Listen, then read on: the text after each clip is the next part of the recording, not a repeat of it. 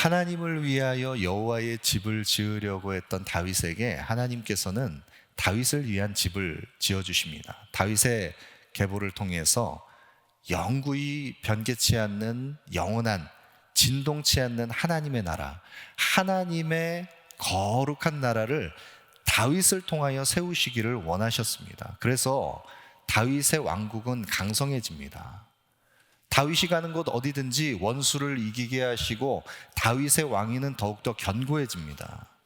오늘 우리가 함께 읽은 이 사무엘하 11장, 그리고 다음 주에 함께 살펴볼 사무엘하 12장까지 이어지는 이 다윗의 생애 속에서 가장 비참한 다윗의 그 생애에서 지워버리고 싶은, 그러나 깨끗하게 지워지지 않는 그 다윗의 죄의 실패, 그 부끄러운 다윗의 생애의 그 한 부분을 우리가 함께 살펴보는데, 다윗이 하나님 앞에 이토록 비참한 죄를 저지르는 이 다윗의 생애에 지울 수 없는 흔적처럼 남아있는 이 비참한 죄의 유혹 앞에 실패, 이 장면, 이 스토리가 인접해 있는 다윗의 스토리의 그 문맥을 보면, 다윗이 암몬과의 전쟁을 벌이고 있는 그 배경에서 이제 암몬과의 전투가 거의 다 마무리되어져 가는 중요한 시점을 앞두고 있는 때인 것을 알 수가 있습니다.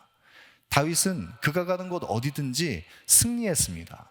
다윗의 권력이 더욱더 견고해졌습니다. 왕위는 더욱더 강하게 세워져 가는 그때, 다윗에게 있어서 가장 힘이 왕성했던 그 왕권이 세워졌던 그때에 이 부끄러운 다윗의 범죄가 일어나는 것입니다. 오늘 본문 1절을 보시죠. 그 해가 돌아와 왕들이 출전할 때가 되매 다윗이 요압과 그에게 있는 그의 부하들과 온 이스라엘 군대를 보내니 그들이 암몬 자손을 멸하고 랍바를 에워쌌고 다윗은 예루살렘에 그대로 있더라. 그 해가 돌아와서 이제 왕이 출전해서 전투를 벌여야 하는 우기가 끝나고 이제 암몬과의 전쟁이 다시 시작되는 그 시즌이 됐습니다. 다윗이 군사들을 이끌고 이 중요한 전투에 나가서 진두지휘해야 하는 이 중요한 때에 다윗의 권력과 왕위가 가장 강건하게 세워져 있는 그때에 이 중요한 전투를 앞에 두고서 다윗은 오늘 본문 1절에 보면 왕들이 나가야 하는, 출전해야 하는, 나가야 하는 이 전투에서 자신은 여전히 예루살렘에 머물러 있는 것을 볼 수 있습니다. 여러분, 성경은 지금 정확하게 출전하다, 나가다, 지금 출정하다라고 하는 이 동사와 다윗이 왕국에 머물러 있다, 거주하다, 앉아있다라고 하는 이 두 가지 동사를 정확하게 대비하고 있습니다. 다윗은 지금 출정해야 하는 중요한 이 사명을 붙들고 전투에 임해야 하는 이때 나가지 않습니다. 요압을 보내고 군사들을 보냅니다. 자기의 지휘권 안에 있는 그 통솔하는 군사들만 내보내고 다윗은 지금 왕궁에 머물러 앉아 있는 것입니다. 여러분, 다윗이 지금 왕궁에 머물러 있고 이스라엘의 군대만 보내는 이 다윗의 영적인 상태, 그것은 2절부터 4절까지의 본문의 말씀 속에 보시면 더욱 명확하게 드러납니다. 2절 말씀 보시죠. 저녁 때에 다윗이 그의 침상에서 일어나 왕궁 옥상에서 거닐다가 그곳에서 보니 한 여인이 목욕을 하는데 심히 아름다워 보이는지라. 다윗이 죄의 유혹 앞에 넘어지는 이 배경을 보면 지금 다윗이 군사들을 내보내고 자신은 왕궁에 머물고 있는 이때 다윗의 지금 영적인 상태가 어떤지를 보여주는 대목을 보면, 저녁 때가 돼서 이제 어슴풀에 해가 지는 이 저녁 때가 돼서 이 해질녘에 그때에서 다윗이 침상에서 일어나서 왕궁을 거니는 모습을 볼 수 있습니다. 여러분, 저녁 때 침상에서 일어났다고 하는 것은 다윗이 그 낮 시간 동안에 취침을 했다는 것입니다. 지금 전투의 현장에서 피 흘리면서 그가 내보낸 군사들은 지금 피 흘리면서 자기 목숨을 내어놓고 전투의 현장에 임하고 있는 그때 그는 이 낮 시간에 침상에서 뒹굴면서 저녁 때가 돼서 일어나는 이 다윗의 모습을 볼 수 있습니다. 그런데 그의 시선에 들어온 한 아름다운 여인, 예루살렘에 다윗이 거하는 이 왕궁, 그 왕궁은 가장 높은 곳에서 예루살렘의 전경이 다 내려다 보이는 그 높은 위치에서 다윗이 내려다볼 때 한 아리따운 여인이 목욕을 하고 있는 장면이 그의 눈에 들어온 것입니다. 그럴 때 다윗은 지금 자신의 눈앞에 들어온 그 죄의 유혹 앞에서 멈추지 않고 그가 취하는 또 다른 계속되는 행동을 보면 3절에 보시면 다윗이 사람을 보내서 그 여인이 누구인지를 알아보게 합니다. 그 여인은 엘리암의 딸이고 햇사람 우리아의 아내 밧세바였습니다. 여러분, 그러면 사람을 보내서 지금 그가 관심을 갖고 그 눈에 주목하면서 그 아름다운 여인의 그 벗은 몸을 보면서 죄의 유혹이 찾아왔을 때 사람을 보내서 그 여인이 누구인지를 알아보는 행동까지 취했다면 거기에서 멈췄어야 합니다. 그런데 다윗은 어떻게 그 다음 행동을 이어갑니까? 4절에 보시면 다윗이 전령을 보내어 그 여자를 자기에게 데려오게 했다. 또다시 사람을 보냅니다.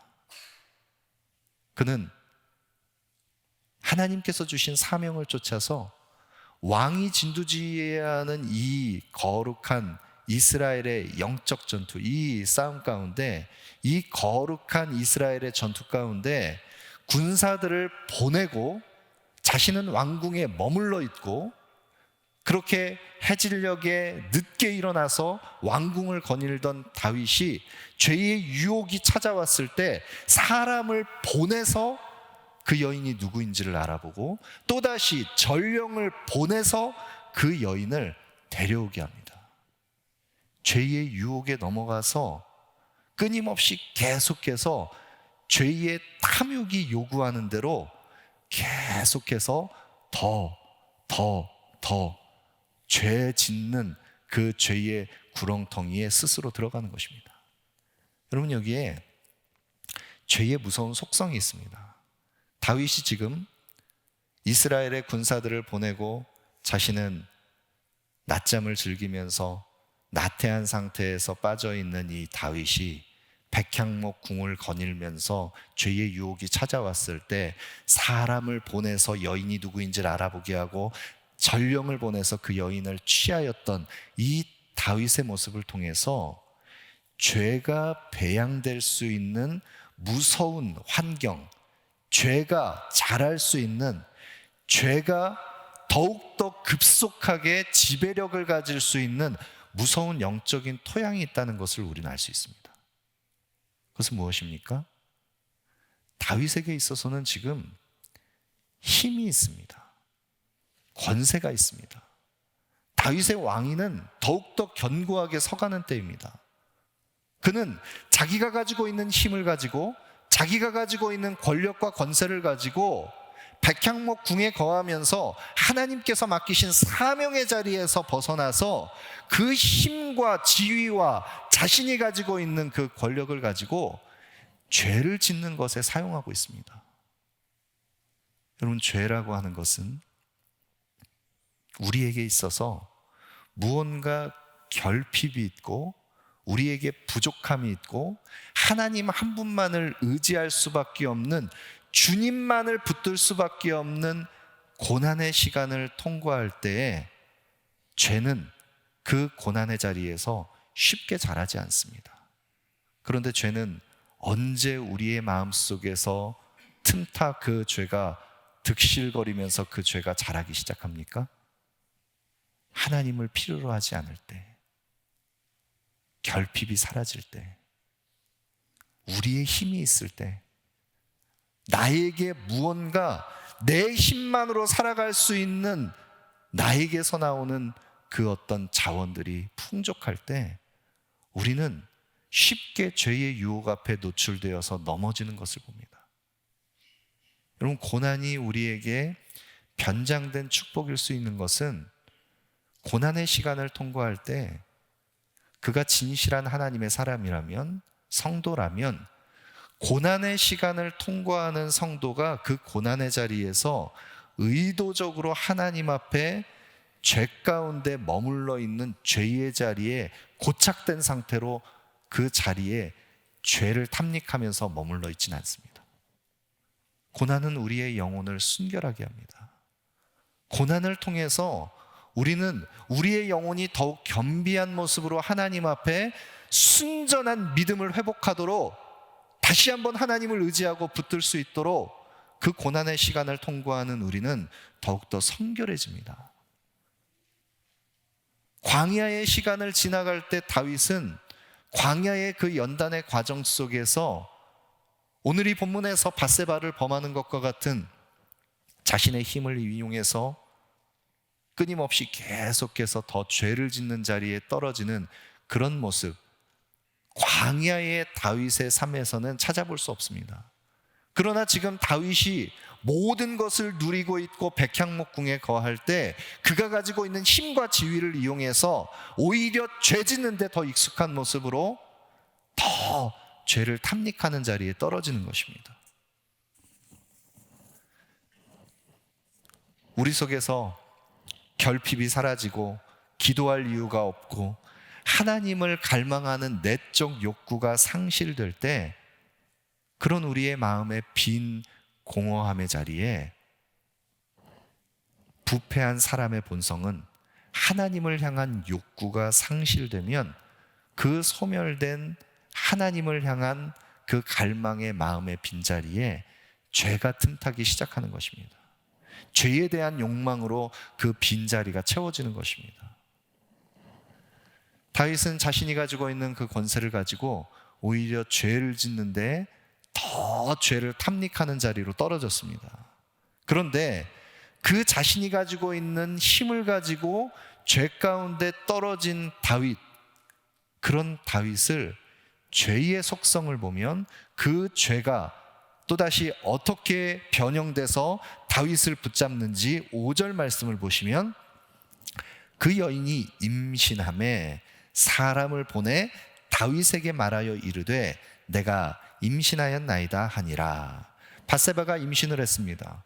그리고 그 임신했다는 소식을 이제 밧세바가 사람을 보내서 다윗에게 그 소식을 전합니다. 여러분, 다윗은 은밀하게 밧세바를 범한 이 자신의 죄악을 숨기려고 했을 것입니다. 밧세바만 침묵하면 이 모든 일은 다 조용히 묻혀질 것이라고 생각했을 것입니다.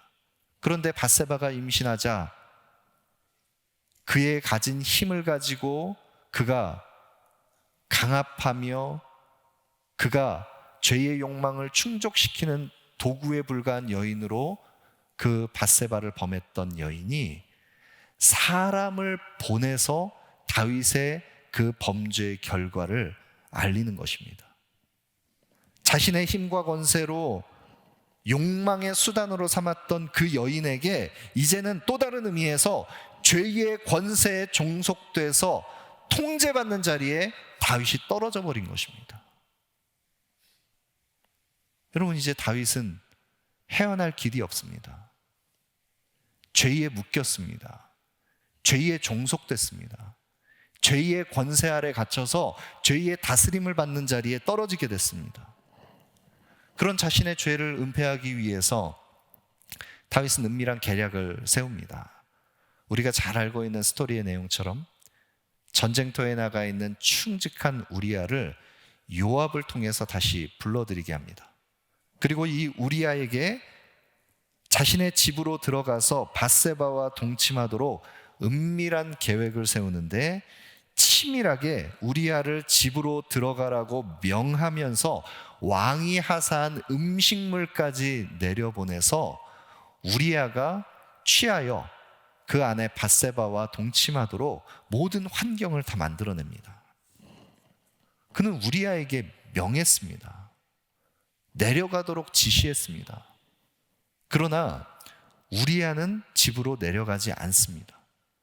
그리고 왕궁문에서 주의 모든 부하들과 더불어서 함께 잔지라.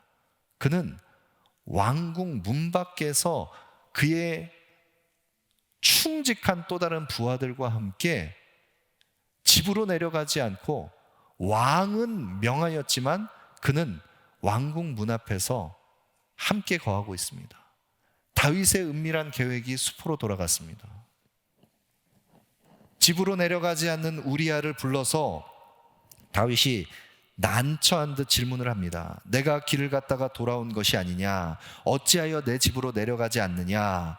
다윗의 지금 말과 행동이 우리아의 충직한 행동과 비교가 되고 있습니다. 그러자 우리아가 다윗에게 대답합니다. 하나님의 언약궤와 이스라엘의 동료들이 모두 전장에서 야영을 하고 있는데 어찌 제가 혼자 집에 가서 먹고 마시고 내 처와 함께 잘 수 있겠습니까? 충성스러운 우리아의 면모를 잘 들여다볼 수 있습니다. 여러분, 그러면 우리아의 이 충직한 대답을 듣고 지금 하나님의 나라를 위하여 다윗의 왕권을 견고하게 세우기 위해서 다윗의 수하로 둔 이 충성스러운 우리아의 이 대답을 듣고서 자신의 이 지금 은밀한 계획을, 그 야욕을, 그 죄를 은폐하려고 하는 이 우둔한 다윗의 이 마음이 다 드러나는 우리아의 충직한 대답을 지금 다윗이 듣고 있다면 거기에서라도 멈췄어야 합니다. 여러분, 그런데 다윗은 어떻게 합니까? 자신의 그 죄를 은폐하려고 하는 계획을 더욱 교묘하게 실행합니다. 여러분, 죄의 권세 아래 붙들려 있는, 죄의 지배력 아래 속해 있는 상실한 마음을 가진 사람들의 모습이 바로 이와 같은 모습입니다. 죄의 지배력이, 그 강압이, 죄가 우리를 결박하고 우리를 사로잡으면 우리의 양심은 점점 더 고장나서 작동하지 않습니다. 우리아의 충성스러운 대답을 듣고서도 거기에서 돌이켜서, 그제서라도 다시 돌이켜서 하나님 앞에 겸비한 심령으로 나아가야 하는 다윗이 그 고장난 양심을 가지고, 작동하지 않는 그 고장난 마음을 가지고 자신의 또 다른 계획을 실행하려고 하는 것입니다. 다윗은 또 다른 교묘한 죄를 은폐하려고 하는 시도를 이제 우리아를 사지로 몰아먹는 그 계획을 실행하려고 합니다. 여러분, 그런데 다윗의 마음이 지금 죄를 품고 그 품었던 죄가 밧세바의 임신으로 나타나고 결국에는 우리아를 사지로 몰아넣는 자리까지 다윗의 마음이 망가져가는 이 과정들을 보면 죄의 속성이 얼마나 무서운지 우리는 다시 한번 확인하게 됩니다. 야고보서 1장 15절 말씀에 욕심이 잉태한 즉 죄를 낳고 죄가 장성한 즉 사망을 낳느니라. 여러분, 죄의 유혹이 우리에게 찾아올 때 마치 바람결에 날아가는 민들레 홀씨와 같은 그 작은 죄의 씨앗이 우리의 마음에 결렬된 작은 틈새, 그 사명의 자리에서 떠나서 하나님을 향한 그 간절한 갈망과 욕구로 충만하지 않은 그 작은 틈새에 떨어지게 되면 그 작은 씨앗이 자라게 됩니다. 그리고 줄기를 뻗고 잎을 들이우고 열매를 맺는데, 죄의 열매를 맺는데, 마치 밧세바를 범한 다윗에게 그 밧세바가 임신을 하게 되면 그 임신한 아이는 반드시 생명으로 출생하는 것처럼 죄는 그 마음에 틈타 우리의 마음에 자리 잡게 되면 반드시 그것은 출산하는, 잉태하는, 그래서 자라게 되는 결과를 맞게 됩니다. 그리고 그것은 사망으로 우리를 이끌어갑니다. 우리 마음속에 누군가를 향한 미움이라고 하는 그 악이 우리의 마음속에 틈타게 되면 그 미움을 우리가 끊어내고 그 마음을 하나님 앞에 우리가 정말 순전한 모습으로 다시 회복되도록 정결하게 그 마음을 잘라내지 않으면 그 미움이 우리 마음속에 틈탈 때 그 미움의 정서가 우리의 마음속에 자라기 시작하면 반드시 그것은 누군가를 향한, 그것이 말로 그 사람의 인격을 해하는 인격 살인을 벌이는 그런 무형의 그런 살인을 저지르든지 물리적으로 강압해서 해를 가하는 직접적인 살인을 저지르든지 반드시 그것은, 죄는 잉태에서 낳고 결과를 보게 되는 것입니다. 여러분, 이것이 죄의 무서운 지배력입니다. 다윗의 마음속에 자신의 이 죄악을 감추기 위해서 우리야만 제거하면 된다라고 생각하는 그 은밀한 마음이 틈탔을 때 그 마음에 품은 그 죄악이 이제 구체적인 실행 계획으로 옮겨지게 됩니다.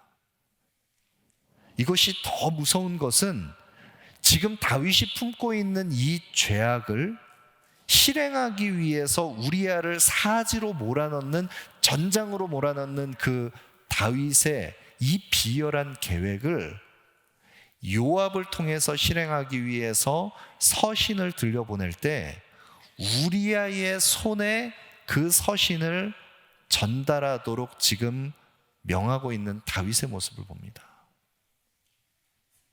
여러분, 얼마나 이 죄가 교묘하게 다윗의 마음을 망가뜨렸는지, 얼마나 참 비참하고 지금 이 다윗이 고장난 양심의 상태로 얼마나 참 부끄러운 모습으로 우둔한 그 영적 상태를 가지고 있는지 우리는 그 죄악의 실상을 적나라하게 보고 있습니다. 다윗이 편지를 써서 우리야의 손에 들려서 요압에게 보낼 때조차도 우리야는, 충성스러운 우리야는 지금 돌아가고 있는 이 상황들을 간파하지 못합니다. 그 서신을 열어보아서 자신이 지금 사지에 몰려있다는 것을 그가 교활한 사람이라면 확인했을 것입니다. 그러나 충성스러운 우리야는 자신을 죽이려는 다윗의 계획을, 그 서신을 붙들고 전쟁터로 나아가서 요압의 명령에 따라서 사지에 내몰려서 죽임을 당합니다. 여러분, 악이 우리의 마음속에 틈타게 될 때 그 악은 또 다른 악을 계속해서 자라갈 수 있도록 옆에서 동조하는 또 다른 악과 함께 만나서 그 악은 악과 악이 함께 더 조력해서 더 크게 번성하게 됩니다. 요압은 다윗의 악에 동조했습니다. 그리고 우리야는 사지로 몰아넣어져서 죽임을 당합니다. 그럴 때 요압이 이제 우리야의 전사의 소식을 전령을 통해서 다윗에게 전할 때, 그럴 때 다윗이 요압에게 그 전령을 통해서 이야기할 때 오늘 본문 25절을 보시면 다윗이 전령에게 이르되 너는 요압에게 이같이 말하기를 이 일로 걱정하지 말라. 칼은 이 사람이나 저 사람이나 삼키느니라. 그 성을 향하여 더욱 힘써 싸워 함락시키라 하여 너는 그를 담대하게 하라 하니라. 다윗은 오히려 전령을 통해서 전쟁터에 있는 요압을 격려하는 말을 합니다. 얼마나 이중적인 다윗의 모습입니까? 지금 우리야가 죽었다고 하는 이 우리야의 전사 소식을 전령을 통해서 들었을 때 다윗의 고장난 양심은 조금의 일말의 양심의 그 가책도 느껴지지 않습니다. 죄가 가져오는 무서운 속성입니다. 자기의 죄를 합리화시키기 위해서 명분을 내세우는 것입니다. 전쟁터에서는 누구든지 그 전쟁터에 날아오는 빗발치는 화살에 누구라도 죽을 수 있는 환경 속에 있으니 너는 담대하게 그 성을 함락하는 일을 마무리하라. 오히려 요압을 격려하고 도전하고 있습니다. 우리아가 죽었다는 소식이 밧세바에게도 들려지고 장례를 치릅니다. 그런데 오늘 우리가 이 본문을 통해서 성경이 다윗의 범죄를 정확하게 진단하며 명확하게 선포하고 있는 오늘 본문 27절의 말씀을 보시면 그 장례를 마침에 다윗이 사람을 보내 그를 왕궁으로 데려오니 그가 그의 아내가 되어 그에게 아들을 낳으니라.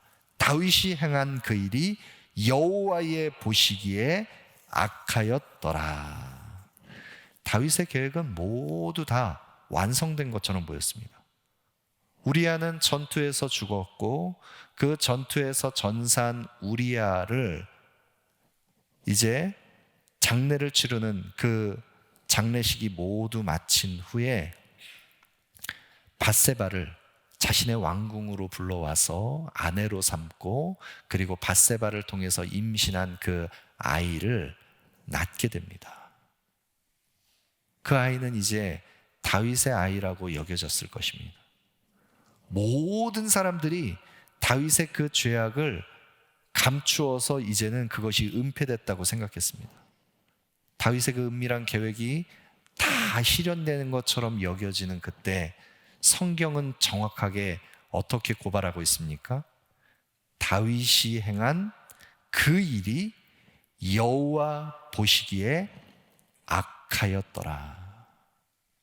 여호와 보시기에 악하였더라. 하나님께서는 처음부터 이 마지막 순간까지 다윗의 은밀한 행위를 모두 보셨습니다. 하나님 앞에 감출 수 없습니다.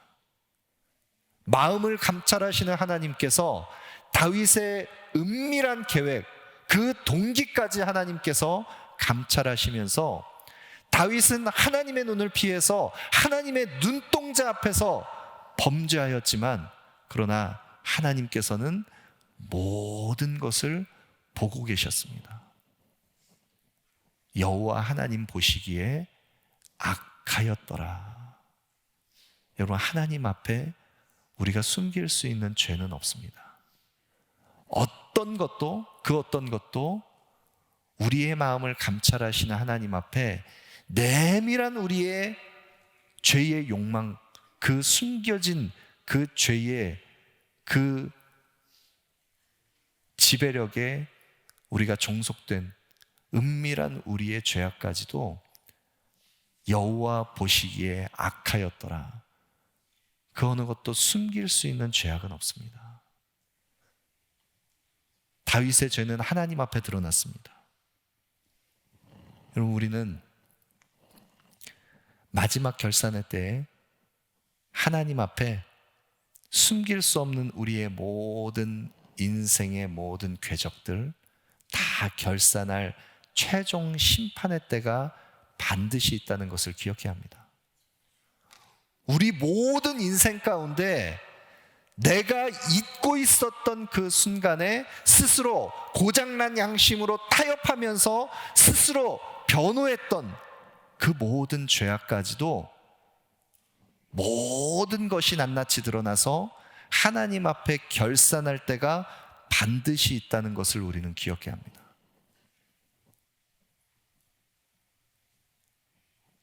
어느 누구도 그것을 가릴 수 없습니다. 숨길 수 없습니다. 그러면 우리의 그 많은 죄과를, 우리의 그 숨겨진 죄악을 우리는 어떻게 해야 하겠습니까? 실족했던 다윗은 자신의 그 고장난 양심으로 죄의 지배력에 사로잡혔던 그 자신의 죄악된 흔적들, 그것을 다시 한번 하나님 앞에 겸비한 마음으로 탄식하면서 시편 19편의 12절 13절입니다. 이렇게 고백합니다. 시편 19편 12절 13절에 자기의 허물을 능히 깨달을 자 누구리요? 나를 숨은 허물에서 벗어나게 하소서. 또 주의 종에게 고의로 죄를 짓지 말게 하사 그 죄가 나를 주장하지 못하게 하소서. 그리하면 내가 정직하여 큰 죄가에서 벗어나겠나이다. 죄의 자리에서 떨어졌던 자신의 그 우둔한 모습, 그것에서 벗어나기를 간구하는 다윗이 어떻게 자신의 그 망가진 양심과 고장난 마음을 다시 정결하게 거룩하게 회복할 수 있는가?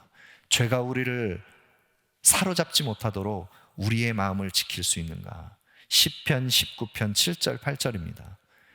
여호와의 율법은 완전하여 영혼을 소성시키며 여호와의 증거는 확실하여 우둔한 자를 지혜롭게 하며 여호와의 교훈은 정직하여 마음을 기쁘게 하고 여호와의 계명은 순결하여 눈을 밝게 하시도다.